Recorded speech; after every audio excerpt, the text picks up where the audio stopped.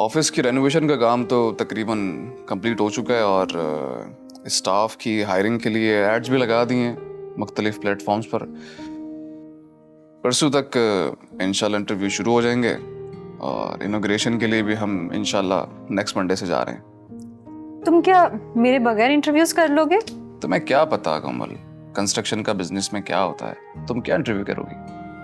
अच्छा, तो मैं उसका तो इंटरव्यू ले सकती हूँ ना, जो सबके इंटरव्यूज करेगा।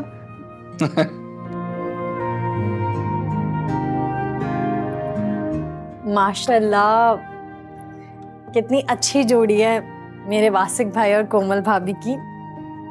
अल्लाह हमेशा खुश रखे। आमीन। और खुदा ना करे ऐसी जोड़ी हो जैसी तुम फाइक मलिक के साथ बनाकर बैठी। आमीन।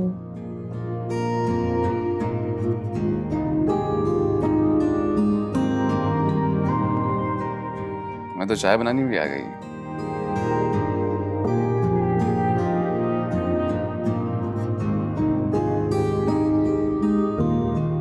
आज रात 12 बजे हम लोग घर के अंदर दाखिल होंगे। सबसे पहले तू दाखिल होगा, छलांग मार के अंदर जाएगा और हमें दरवाजा खोल के अंदर करेगा और फिर हम कमरों में कोमल को तलाश करेंगे। और याद रखना, उस दौरान अगर कोई भी सामने आए तो उसको गन पॉइंट पे उसके हाथ पांव बांध के घर के अंदर लॉक कर देना है। बिल्कुल ठीक। और जिशान, ये वारदात तू लीड करेगा। मैं क्यों भाई? क्योंकि मेरे दोस्त, मुझे वहां पर बिल्कुल चुप रहना है, वरना कोमल और हानिया दोनों मुझे पहचान जाएंगी। मेरी आवाज तो वो जानती हैं। ओह, समझ गया भाई, समझ गया। अपनी अपनी पिस्तौल अभी से चेक कर लो। और सबसे जरूरी बात, अगर हंगामी सूरत हाल में गोली चलानी भी पड़े ना, तो बिल्कुल डरना नहीं है। मैं अगर टांग की तरफ इशारा करूं तो गोली टांग पे चलनी चाहिए, अगर सर की तरफ इशारा करूं तो गोली वहीं पे चलनी चाहिए। लेकिन समीर, ज़ीशान, मैं तुझे पहले भी समझाता रहा हूं, हंगामी सूरत हाल में जब भी खतरा हो, सबसे कीमती हमारी जानें होती हैं, भले सामने कोई भी आए।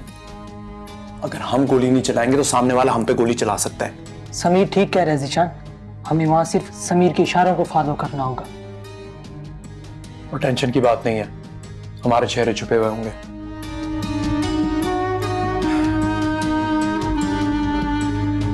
तो अब बताओ, कैसे मसले हल कर रही हो हानिया के? तुम्हें हानिया की बातों से अंदाजा हो गया होगा ना, क्या वो भी यही चाहती है कि मैं ये घर छोड़कर ना जाऊं? ये तो है।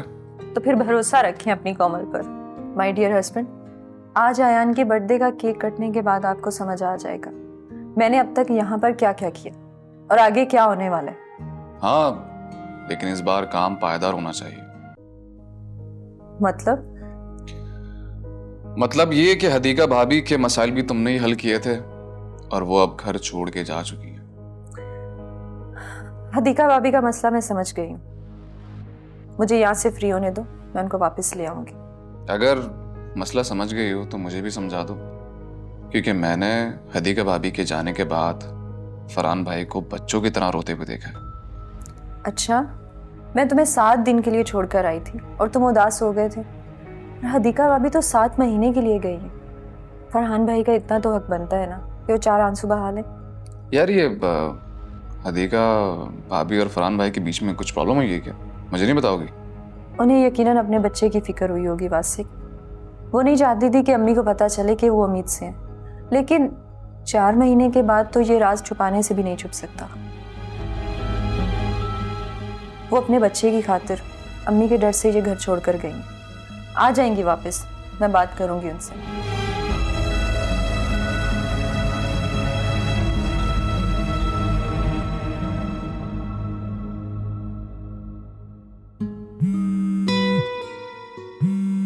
नहीं, जब तक फरहान से मेरी बात नहीं होगी मैं किसी का फ़ोन नहीं उठाऊंगी।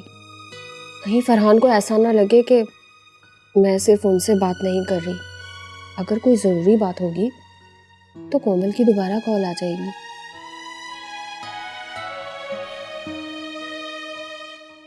अपने बच्चे के लिए मैं अपना सब कुछ कुर्बान कर सकती हूँ, और अगर अब भी कोई अपने बच्चे के लिए मैं अपना सब कुछ कुर्बान कर सकती हूँ, अगर अब भी कॉम्प्रोमाइज़ वाली ज़िंदगी गुजारूंगी तो ये जिंदगी ऐसे ही गुजरेगी।